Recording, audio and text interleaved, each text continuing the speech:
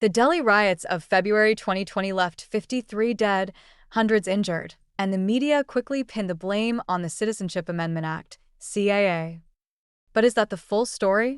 Or was the CAA just a convenient trigger, a tool in a larger conspiracy? 5 years later, the legal cases, foreign connections, and political motives paint a very different picture. The CAA was passed on December 11, 2019, to help persecuted religious minorities from Pakistan, Bangladesh, and Afghanistan, Hindus, Sikhs, Buddhists, Jains, Parsis, and Christians. The law did not target Indian Muslims, yet protests erupted across the country.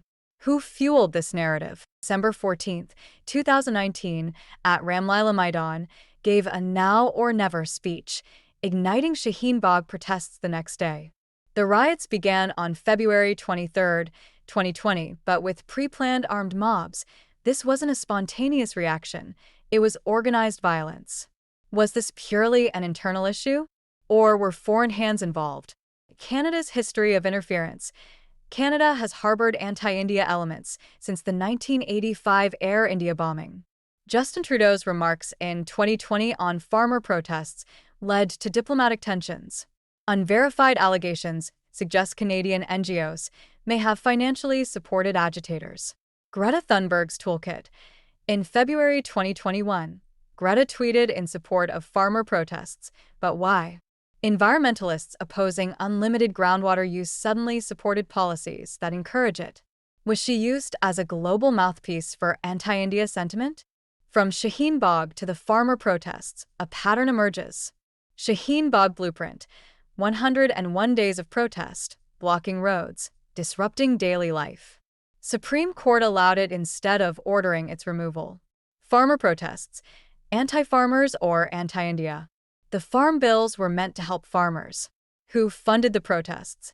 Some allege a foreign-backed campaign, but without direct proof. The goal wasn't farmer rights, but destabilizing the government. Hindu identity and rising radicalism.